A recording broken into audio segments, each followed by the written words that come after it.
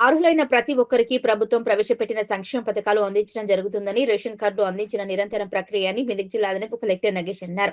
చినశంకరంపేట మండలం మిర్జాపల్లి తాండా గ్రామ పంచాయతీలో నేడు నూతనంగా ప్రవేశపెట్టిన సంక్షేమ పథకాలు రైతు భరోసా, రైతు ఆత్మీయ భరోసా, నూతన రేషన్ కార్డు, ఇందిరమ్మ ఇళ్లకు సంబంధించిన లబ్ధిదారులకు జిల్లా అదనపు కలెక్టర్ నగేష్ చేతుల మీదుగా పథకాలకు సంబంధించిన ధృవపత్రాలు అందజేశారు. అనంతరం ఆయన మాట్లాడుతూ రాష్ట్ర ప్రభుత్వం నేను 4 సంక్షేమ పథకాలు ప్రవేశపెట్టడం జరిగిందని, రైతు భరోసా, రైతు ఆత్మీయ భరోసా, నూతన రేషన్ కార్డులు, ఇందిరమ్మ ఇండ్లకు సంబంధించి లబ్ధిదారులను ఎంపిక చేసి వారికి పథకాలకు సంబంధించిన ధృవపత్రాలను అందించడం జరిగిందని, అర్హులైన ప్రతి ఒక్కరికి సంక్షేమ పథకాలు అందించడం జరుగుతుందని, ఎవరు కూడా తొందరపడకుండా ప్రభుత్వం అందజేసిన సంక్షేమ పథకాలను సద్వినియోగం చేసుకోవాలని, ఇది నిరంతర ప్రక్రియ అని, ఎవరైనా అర్హులైన వారు మిగిలిపోతే ఎంపీడీఓ కార్యాలయంలో దరఖాస్తు చేసుకోవాలన్నారు. ఈ కార్యక్రమంలో జిల్లా అదనపు కలెక్టర్ నగేష్ తో పాటు తహసీల్దార్ మన్నన్, మండల ప్రత్యేక అధికారి వెంకటయ్య, ఎంపీడీఓ దామోదర్, ఎంపీఓ గిరిజారాణి, మండల వ్యవసాయ అధికారి లక్ష్మీ ప్రవణ్, ఈజీఎస్ ఏపీఓ రాజ్ కుమార్ తో పాటు వివిధ శాఖల అధికారులు పాల్గొన్నారు.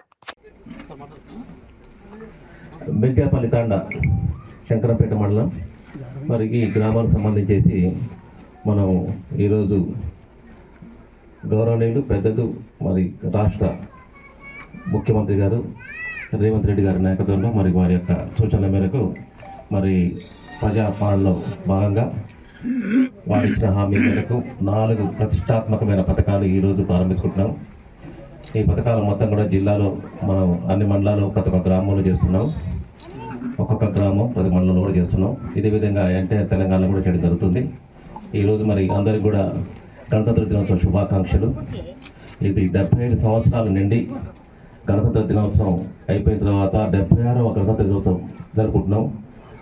ఈ శుభ సమయాన మనం ఈ 4 ప్రతిష్టాత్మక పథకాలు కూడా మనం శంకరంపేట మండలంలో మిర్జాపల్లి తాండాలోనే మనం ప్రారంభిస్తున్నాము.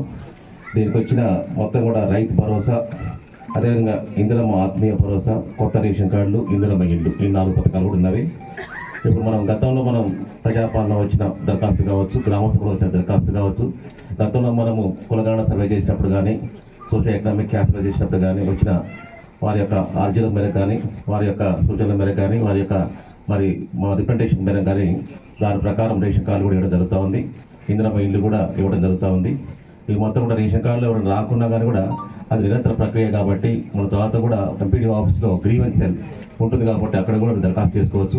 మ్యాక్సిమం అందరు కూడా వచ్చేస్తున్నవి, ఎడిషన్స్ వస్తున్నవి, అదేవిధంగా కొత్త కార్డులు వస్తూ ఉన్నవి. ఇల్లు కూడా మనకి ఎందుకంటే ఈరోజు మనము ఎక్కడైతే మండలంలోని ఒకే గ్రామం సెలెక్ట్ చేసినామో మరి గౌరవ ముఖ్యమంత్రి గారి సూచనల మేరకు, గౌరవ మంత్రివర్యులు వాళ్ళ యొక్క సూచనల మేరకు ఈరోజు మొత్తం కూడా సాచురేషన్ మోడ్లో కూడా మనం ఇవ్వడం జరుగుతుంది. ఒకవేళ కనుక ఏమైనా గ్రీవెన్స్ ఉంటే కూడా మీరు నమోదు చేసుకునే అవకాశం ఉంటుంది ఎంపీడీ ఆఫీస్లో. కాబట్టి తదుపరి రైతు భరోసా విషయంలో